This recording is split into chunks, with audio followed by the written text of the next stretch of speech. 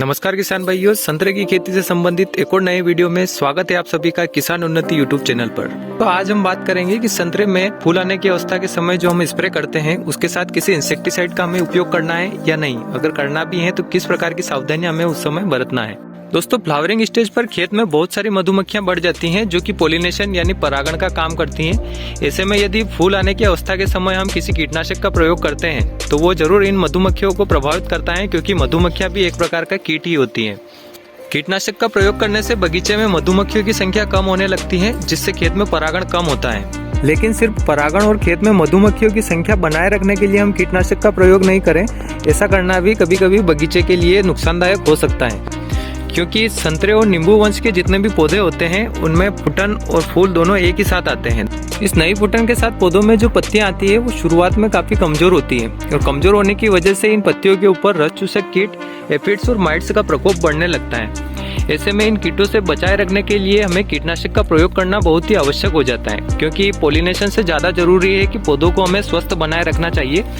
इन्हीं कीटों की वजह से खेत में लीफ माइनर के लार्वा पनपते हैं, साथ ही तितलियों की संख्या भी बढ़ती है, और ये तितलियां ही खेत में नई सुंडियों और इल्लियों के प्रकोप का कारण बनती हैं, जो कि पौधों की पत्तियों को खाकर काफी ज्यादा नुकसान पहुंचाती है।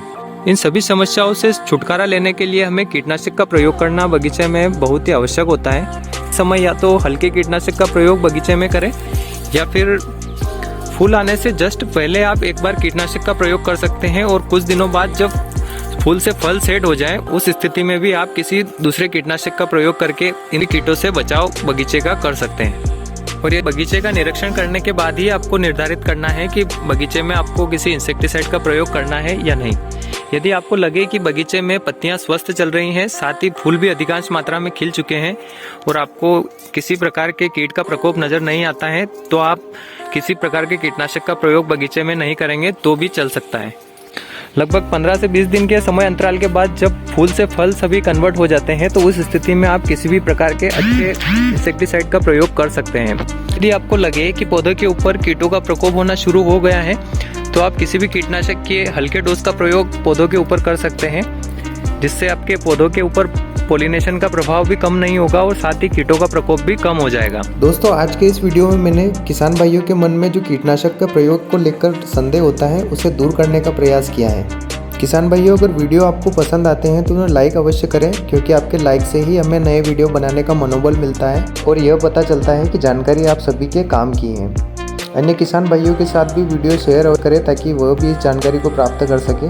साथ ही किस टॉपिक के ऊपर आप वीडियो चाहते हैं उसके बारे में आप कमेंट में लिखकर बता सकते हैं। संतरे की खेती और बागवानी संबंधित जानकारी के लिए चैनल को सब्सक्राइब अवश्य करें, ताकि आने वाले समय में जो भी वीडियो चैनल पर अपलोड होते हैं उनकी जानकारी आपको तुरंत प्राप्त हो सके। धन्यवाद।